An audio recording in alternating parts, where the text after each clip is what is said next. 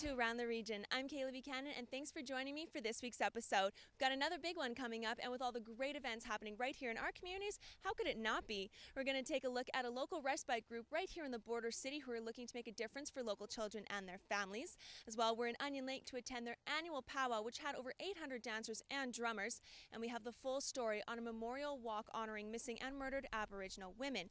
But coming up first, we stopped in at Jubilee Regional Park to check out the annual Prairie egg gathering, and it might not be quite what you think it is. Check it out. They're the original Canadian ultralight RV. They're lightweight, they're very aerodynamic, they're just environmentally friendly. They're, with the price of gas, they're the way to go. I have a biased opinion though. Bowler enthusiasts gathered near Marwayne with their egg-shaped trailers for the 12th annual Prairie Egg Gathering.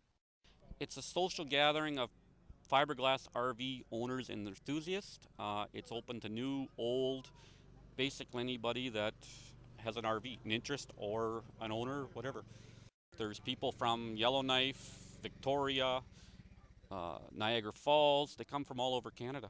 It's always great to have high exposure of our facilities. This facility here is run by three nonprofits, the Marwayne Legion, the Lee Park Rodeo, and the Lee Park Raven Golf Course. So that means that those are strictly volunteer boards. They don't take any money from it, and it's just good-hearted people working hard. So when you have an event of approximately 80 trailers coming into your region for upwards of 5 days, that has a huge economic benefit to us. It rents out our sites, and these people will probably stop in our village businesses and spend a little money in our towns. So it's a great opportunity. Alvin Zacharias drove all the way from Swift Current with his 1974 bowler. All the people are just great. They're all just so excited to see you, and they want to see your trailers and how this one's fixed up, and they're just all so friendly, happy-go-lucky people, you know, and it makes it interesting. It's just great. With most of the bowlers being manufactured in the 70s, owners have made a hobby out of modifying and updating their trailers. It's amazing what people do. Some, they're basically original, some have had them for a long time. It's you never know what to expect. It's quite interesting, and some people change their trailers quite a bit year to year. It's interesting to see what they've done. There's a gentleman here today, a couple actually, that put a toilet in theirs, and you wouldn't know that there's a bathroom in there because they didn't come with a bathroom. The engineering that went into that trailer is phenomenal. It's quite something to see. You'll see that I've done the carpet, like the flooring has been redone, the cushions have been redone. Other than that, the stove tops, I've painted that, and there's a lot of little polishing up and nitty-gritty things that you just want to kind of make look nicer. And now with seeing some of the trailers here, I guarantee you next year there will be a difference in my trailer.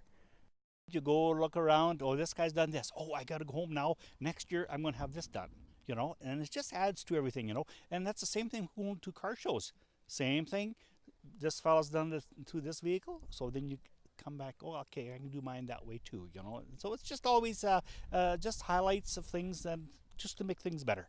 John Chalapé has been making the trip out to the Bowlerama event for the past 7 years, and as if this trailer wasn't special enough, he has some unique add-ons. Well, it has a bit of everything. Mirrored floors, air conditioning, mirrored ceiling, leather seats, power curtains, stripper pole, and a bunch of lights, 1,444 LED lights actually. I've had it for about 7 years, and it's been ongoing ever since. Probably up until about 2 years ago was when I was finally finished doing everything.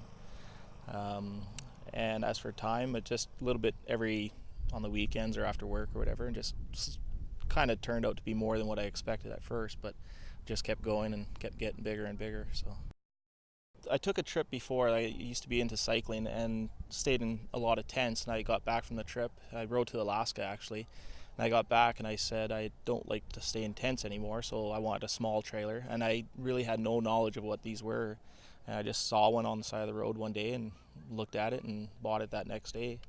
And then from there I just thought, well, I might as well modernize it a bit or add some couple comforts to it, and it, like I said, it's gotten out of hand, I guess. A lot of people call it the party trailer or the stripper trailer, or it's normally where where people end up coming to late at night. The Prairie Egg Gathering is special for a lot of reasons and keeps bringing folks in from all over Canada to our region year after year. That's very catered to the families. There's all kinds. The age groups run from kids right through to seniors. Because of its uniqueness, this little event can get quite a bit of exposure across Canada, actually, because they draw from this year, I believe, Niagara Falls all the way to, can't remember if they said Yukon or Yellowknife or somewhere up there, but, and they get published in unique magazines. So all of a sudden, Marwayne and Lee Park become linked with a unique event that can draw, some exposure for us on a national scale. It's hard to describe. I just think it's the uniqueness of them. Like people that have newer trailers probably don't talk to other people when they see them fueling up or stuff, where here you stop to get gas or anything and people stop and talk, want to ask questions about the trailers. Everybody has, a lot of people have memories of the trailers. It's just a unique camping experience. It's a very welcoming situation. It's a lot of people, if you haven't met them before, they're just strangers to be friends. After the break, we check out another big hobby in the area, the annual specialty car show hosted by the Lloydminster Auto Club.